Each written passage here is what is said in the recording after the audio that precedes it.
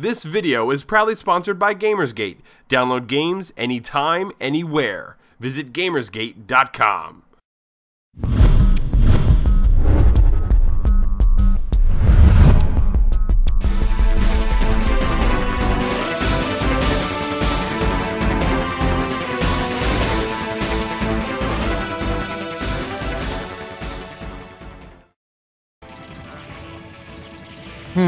Was that was a crazy rant. I don't think anybody's probably ever heard me that angry yet on our channel. Especially over something so good. But like I said, I do appreciate it. I do understand why people appreciate it. It's just not something for me at all. And I get that. The only thing I disagree with you on is how it just becomes a game about holding down the fire button. Because if you're white, if you switch between white and black, if you're white and you shoot a white ship, he's going to throw back white particles at you. And your whole thing is you want to absorb these particles because, I mean, Randy said you don't get any upgrades, but you do have this thing that just that clears the whole screen. And how you get this is you have a little meter, and as you absorb these bullets, the meter fills up, use the thing, clear the screen. So can I just stop you right here real quick? Sure.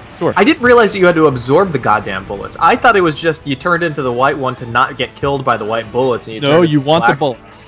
Yeah, there's a little meter at the bottom, like left of the screen, and as you absorb bullets, that meter will fill up. And the more, if you're doing it like Phil says, where you're shooting the white ship intentionally with white bullets to have it throw more at you, it'll fill up faster to the point where you can almost be hitting that like mega blast. See, there's no explanation for that. Then, like, no, I always thought that it was like that meter was filling based on my performance, like X number of chains of perfect kills and et cetera and so forth. So you actually absorb the bullets? You do absorb them, yeah. And okay. I don't know if it's on the Xbox One, but I did play the Xbox One for a minute the other night, and then I popped in my GameCube version. But on the GameCube one, there is a how to play. Like, it tells you this is what you do. I don't know if the Xbox One has that. The Xbox back on to make sure I'm not making an ass out of myself here. No, the Xbox versions, Randy, you definitely had I don't remember the GameCube version as much, or the Dreamcast one. I don't remember it being as much of an issue. But yeah, the menus are very weird in the Xbox version. It definitely kind of makes you jump through hoops. Even just to get into the game and play it, it seems like you have to go through like three different things you have to select before you can even do that. So that could be an issue just with that version. Yeah, because I was even like the GameCube one seems a little more console friendly, I guess is the word, with the way the menus work. There's even like when you hit start, there's actually like little intro screen where, I don't know if it's in the Dreamcast one, Steve, you see your character like walking, kind of like as if he's like walking to his ship, and then from there you choose difficulty, and the difficulty tells you bullets are gonna fly at you if you do this, or I vaguely remember that in the Dreamcast version as well, because that was the version I had played the most. Okay. I don't remember that, and I don't think that's in the Xbox version. I don't remember seeing that last week at all when I fired it up. Okay. So now that you know this about the absorbing the bullets, so you're really picking and choosing, when do I want to be black and when do I want to be white, because I want these bullets, because I want to fill this meter and just destroy everything as quickly as possible. And you're not jamming on the fire button. Another thing, maybe, I'm not sure if you noticed, if you do just tap the fire button, only one single bullet comes out, because normally he's firing. When you just jam down the button, 2 bullets are flying out. So when you just tap, you really do have like this pinpoint accuracy with just that one bullet, and that is used for when you really want to build your chains.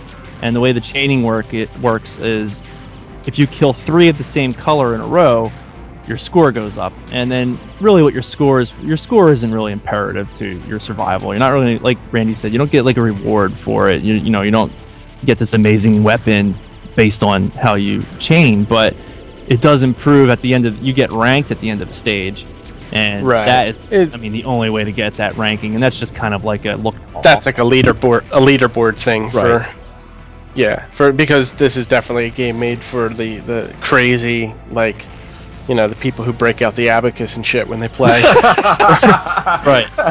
All right. Well, which is not me, but I guess I got to backtrack a little bit here. Down in there is a help and options, and within that help and options menu, there's the how to play. But it's a little buried. Playing a shooter like that, you wouldn't. I wouldn't think to go in and look into that kind of thing. it's just made from a totally different point of view from, where like a lot of games now kind of give you something on the screen to kind of get you ready for what you're going into. And I don't mean that in terms of like hand holding. I just mean like, just some sort of visual cue, like to let you know what's going on, at least in the beginning. And this one just they just throw you right in there and they're like, here you go, have fun. Right. Kind of leaves it up to you.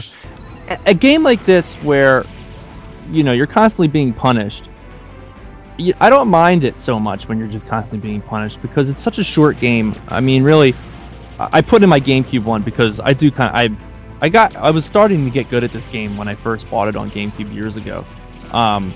So I was playing it on Xbox for Game Club, and I only made it to the third stage, and I kept dying. So I threw my GameCube one in because I was praying, and I did have my memory card, which has my save data on it.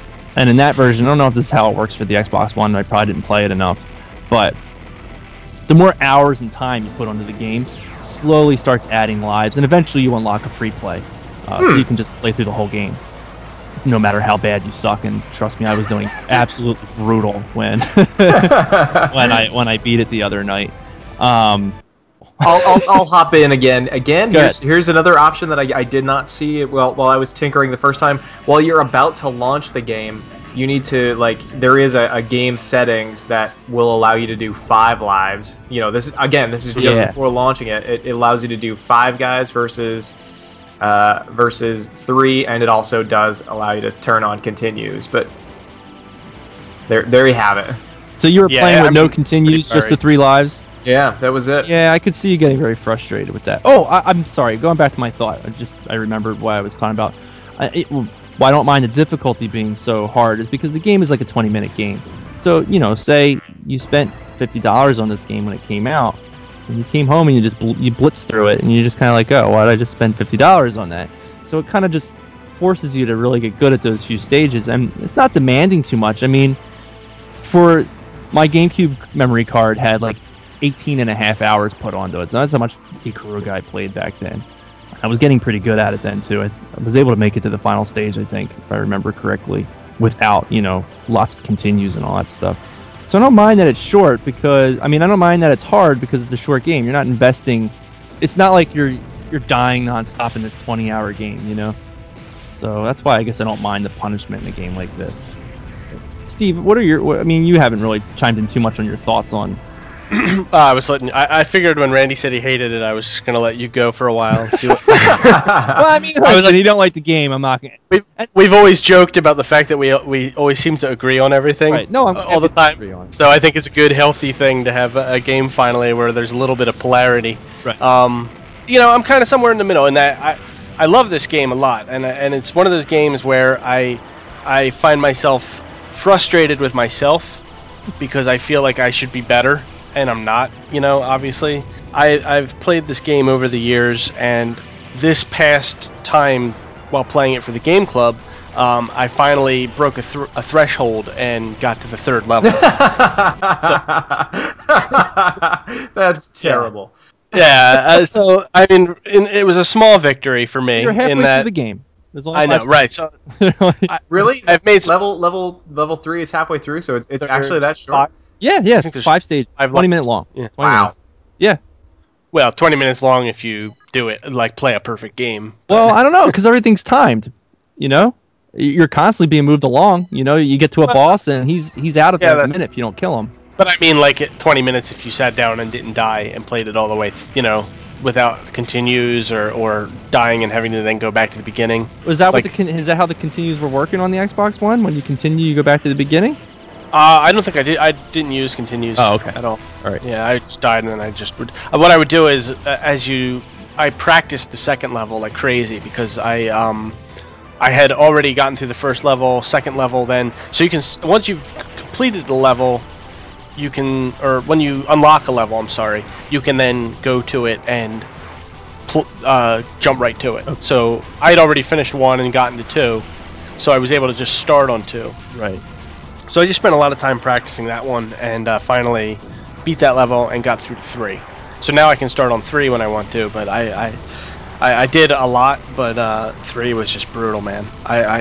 reached that point. I was like, okay, I think I've reached my threshold of anger. Yeah. You know. Yeah. Where did you make it to on 3 when I made it to the walls were closing in? Yeah, I did make it to the end of 3 where the boss with the circle. Okay. Yeah, that's hard. Yeah, that's a bitch right there. But on the points of the game itself, I mean, the game is beautiful. It still looks amazing. I mean, considering it's a 2002 Dreamcast game, and the Xbox version, aside from being up-res to HD, doesn't have a whole lot else being done to it. I mean, the game just looks fantastic, and the music. I didn't do any research on this guy, but it blows my mind to think that this was like the only thing he composed, because the music in this game is just. It's just so different, you know. It's almost like he missed a calling by not doing more music, you know. Exactly, yeah, and along with the presentation, the way there's no cutscenes. There's not really. There's a story like I kind of loosely picked up on as I was reading about it on Wikipedia and stuff. But I mean, really, just kind of like each level, there's kind of like this kind of little bit of poetry on the screen, right? And like music plays and your ship kind of flies, and it's just such a neat presentation. It's one of those things, and I'm not like a huge like otaku guy or anything, but I mean it's just very Japanese in its presentation, and I just really enjoy that. I guess when you did chains, I don't know what they're saying. I think they're saying something about. I think they are saying like. Yeah, they're saying like chain, like 1 chain, 2 chain, like that. Yeah. Yeah, I think that sounds actually really cool. Yeah, the robot voice. Yeah, the robot voice, and it's awesome. Yeah. I could have that robot voice on my phone and I would be happy. Even though this game, by the way, if this ever does make its way to YouTube, and I hope it does, if anybody sees me beating the second boss, they will be like seeing me get as far as I've ever gotten. and listen, now you know these new skills. Yeah, and also I know that I can continue. Now all I got to do is like look for cheats online, and I'll be good to go. Yeah, and now you know that to absorb the bullets and. I wanted to go back to that, but before I do, I wanted to stick with the presentation, the music, since that's what you guys were talking about. Yeah, I agree that the music is.